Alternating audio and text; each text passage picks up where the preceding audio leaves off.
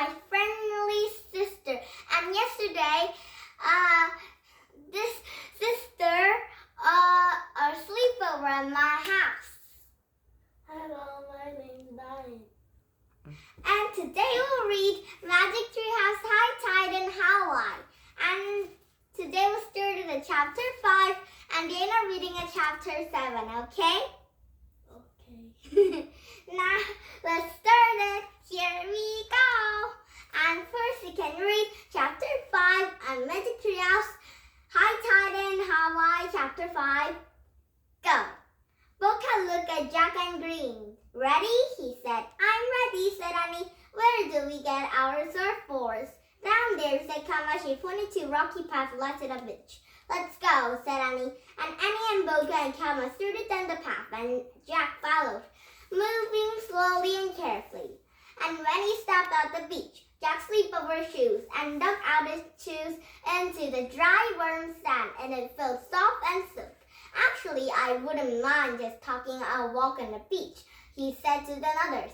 But no one seemed to hear. They had all walked to the row of the wooden surfboards prepared against the rocks, and Boca picked on a long board and lugged it over Jack. For you, he said, and Jack took a bored look up at it, and it was tall as his dad. It might be very tall then. The surfing board might be very, very tall. And isn't it a little big for me, he said, and Boca shook his head. And he shoos a bowl up to Annie, and then he and Kama grabbled a couple Jack a deep breath. I like to read a little about a surfing course, he said, and put his board and pulled it on a research book. What's that? Said Kama. It's a book, said Jack. It tells you about things. And how does it talk? Said Kama. It doesn't talk, said Annie. You read it. And Kama looked confused. Jack, forget book now, Annie said. Let's just go book and Kama tell us. She handed it for Ocean and looking her board. And Jack saw it put a book away, and he left his pack in the sand and picked it off the board, and then followed the others, and they all stopped at the edge of the water. First, we need a pass with the breaking waves, said Kama. Then we'll show you what to do next, and together they waded to the cool, shallow water, and the waves didn't seem that big. Jack dived hopefully. So the wave is not big, so Kama and Boca said Jack and Annie to do a surfing. But he wandered deeper to ocean, and breathing waves began to look bigger and bigger. Then at first with him, Jack handed it and loosened it and lifted his boat, and he nearly fell over. Kama and Boca and Annie moved further out to the ocean, and Jack watched it as the wave loomed over them. They all threw their boards over a wave and dropped to it, and Jack struggled and forward. And the next time a big wave came towards him, and he should pull over it. And holding his glasses tightly, he ducked it under. And then Jack stood up again, and he wiped the water from his eyes and glasses. His surfer was close by, and he grabbed it before another wave came, and Jack kept fighting and stayed forward. But by the time he got past the breakers, and the water was up in the chest.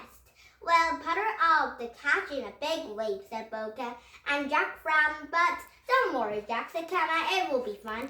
Boca and Kama would themselves on their boards, and they lay on their bellies, and they began paddling with hands out to sea, and Jack and Annie lay down on their boards. To paddling over gently waves, Jack relaxed it, and now this is something he could all day. And when I say go, paddle the back toward ashore, said Kama. And when do we stand up, said Annie. When you start on the shore, said Boca. Stand up in a 1 foot forward and scratch it in your arms and to keep your balance. But not to try stand up very fast time, said Kama. Just ride your board on your belly. And I see you want to come now, said Boca. Wait, said Jack, and everything was happening too fast. He had questions. Go, Kama said, and Jack has a big wave rolling towards them, and before he knew it, Boca and Kama and Annie were paddling quickly towards to the shore, and Jack paddled crazy to keep up. And suddenly he waved at him and pulled the shore up. And he zoomed to the shore with an amazing speed. Out of the corner of his eye, he saw Boca and Kama and Annie. He was all standing up, but Jack was paddling. And Jack wanted to be like them. In a flash, he went up his knees, and he laughed a foot forward and stood up. For a second, he felt something buried. And like the water, discovering his glasses just in time. He waved and crashed down on the top of him, and water filled his mouth and went away up nose, and board was lively a step away. And Jack twisted and turned it in the curling water, and his body shot above the water, and he choked and coughed, and another big wave crashed down up him, and he went to another under again, and he came up and plunged towards and desperately trying to get the shore again and again, and Jack shot a drone down and slammed by breaking waves. But each time he got up and hurried himself closer to the shore, and finally Jack dragged himself out of the ocean, and feeling burned and battered, he fell in the sand. Now chapter 6, Shake Up. And we'll do a reading at chapter 7, yeah. So let's read again. Jack, cried Annie. She ran to him. Are you okay? Jack just nodded. He put his wet glasses, he faked Jackie and made up himself. Never should have tried to stand, he died, and picked up Jack's surfboard from the shallow water and brought over to him. I told you not to stand, said Jack, laughing, and she said, laughing, you fell hard. It's not funny, Jack died. I nearly drowned. The best thing to do is to go right back out, said Boca. You go, said Jack, and he eyes and noses burning from a salt water. I will stay here. He woke up her pack and picked it up and put his research book. Come on, Jack, said Annie, and try it again. Stand on your belly this time. No, this time I'm going to read about a surfing first, he said. You should try it again, said Annie. No, not to read about it. And she ran to him and pulled the book out of his hands, and Jack jerked away from her. And then he slipped out and filled over sand, and come on, Boca laughed again. Oh, why are you laughing? Jack snapped. Don't you even know about to read? Boca and Kama looked hard. Jack, said Annie. It was just mean. Say you're sorry, and Jack opened a book and pretended to read it. He did feel sorry, but he was too upset to say so. Fine, stay here, said Annie, and she went back to Boca and Kama. And let's go. And as Jack sat alone on the beach, he looked up from his book, and he watched another kids pattering in the water. Don't care, said Martin. I'm never going to back in those waves. And Morgan didn't stand here of a surf anyway.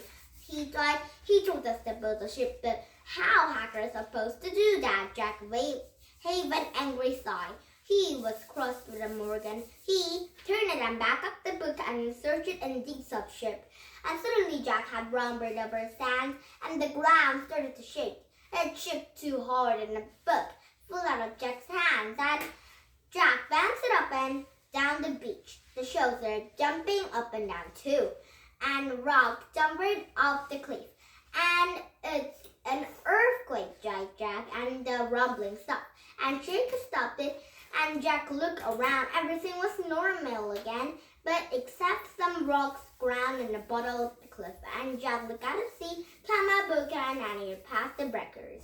They all sitting down on surfboards, laughing and talking. Everything seemed okay, but Jack felt sure of the book something wrong.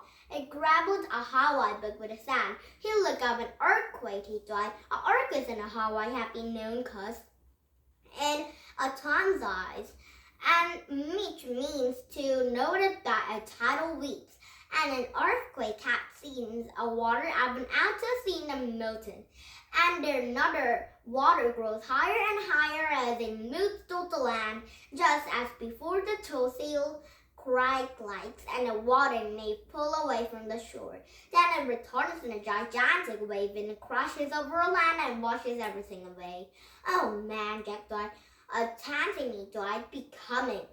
Oh no, that might be a Boca and Kenna and Annie and Jack is very dangerous now. And now chapter 7, Ride Your Lives. Ride for your lives. And tomorrow we started chapter 7 and you're not reading a chapter 9 because you're reading 2 book and 1 book, okay? I mean 2 stories in 1 book, okay? And now, did you have fun? US English, can you come up with a lot of books, 1 book with another story to read, okay? Because it's another story, because it's a new chapter to read, okay? Now, please thumbs up my YouTube and now bye-bye everybody. And have a nice Sunday. Bye-bye.